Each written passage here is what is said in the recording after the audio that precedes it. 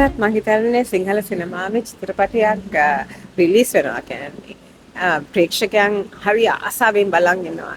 Calendar එකතු කරනවා, චූටි අර පින්තූර එකතු කරනවා.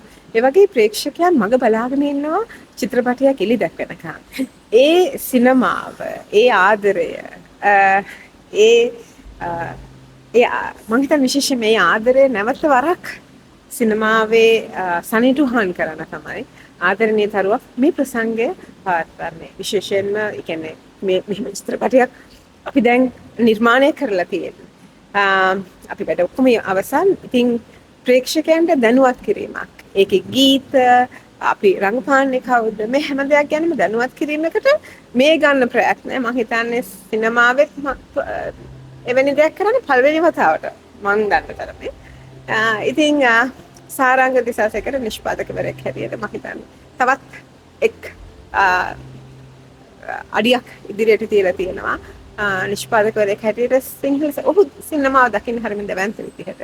ඉතින් ඒ දැවැන්තකමත් එක්ක ඔහු සිනමාවට කරන ආදරය දිල්ෂාන්ගේ පළවෙනි අධ්‍යක්ෂණයේදීම අධ්‍යක්ෂකවරයාට අවශ්‍ය වුණා ඒ සිනමාවකින් කොච්චර දැවැන්ත දෙයක්ද අපේ ජීවිතවලට කොච්චර කතා කරනවද ඒ හැම දෙයක්ම ලස්සනට ප්‍රේක්ෂකයට ඉදිරිපත් කරන්න. ඉතින් ඒකේ පළවෙනි ප්‍රයත්නය තමයි මේ.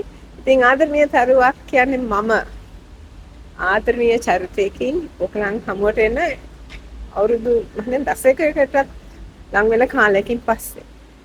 ඉතින් ප්‍රේක්ෂකයා කොහොමද ගනීද ප්‍රේක්ෂකයාගේ දහස් ඒ විචාරණය හැම දෙයක්ම මං ආසාවෙන් වගේම පොඩි හිතේ චකිතයක්ත් එක්ක තමයි බලන් ඉන්නේ. මොකද වෙනස් චරිතයක්. ආදරේ කරන්න වයස බාධාවක් කරගන්න ඕනේ නැහැනේ. මම හිතන්නේ ඒක වයස බාධාවකුත් නෙවෙයි. අපි හැමෝටම ආදරේ දැනෙනවා. අපි ආදරේ කරනවා. අපිට නිදහස තියෙනවා නම් ආදරේ කරන්න. ඇයි අපි ආදරේ කරන්නේ නේ?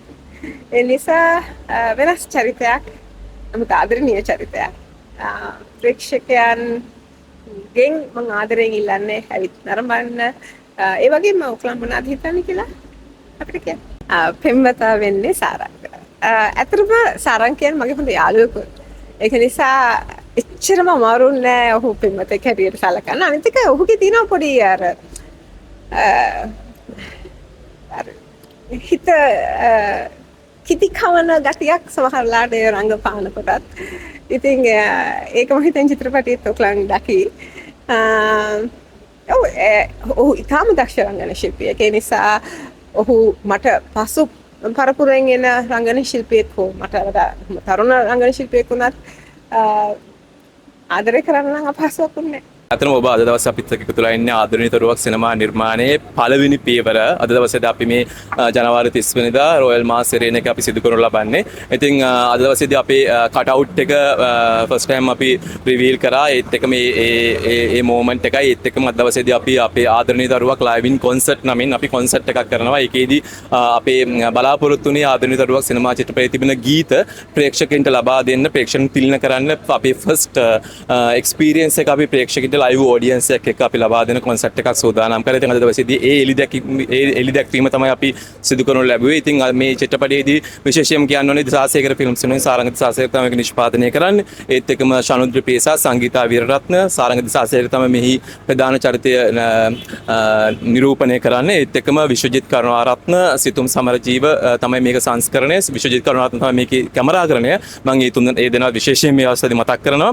ඉතින් මේ සිනමා චිත්‍රපටයේ ට්‍රේලර් එක ඒ වගේම මේ සිනමා චිත්‍රපටය මේ අවුරුද්දේ බොහෝම දුරදී ඔයගලන්ට බලන්න පුළුවන්.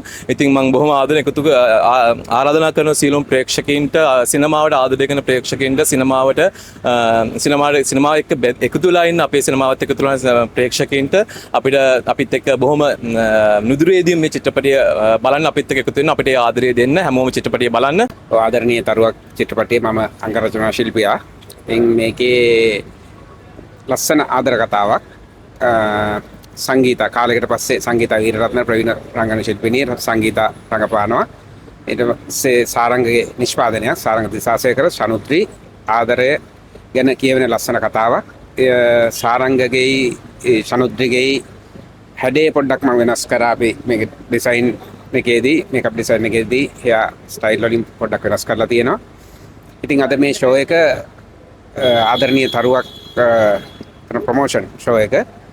ඉතින් ෂෝ එකත් ඉතාම සාර්ථකව පටන් ගන්න යන්නේ මේ අතරම ලස්සන කතාවක්.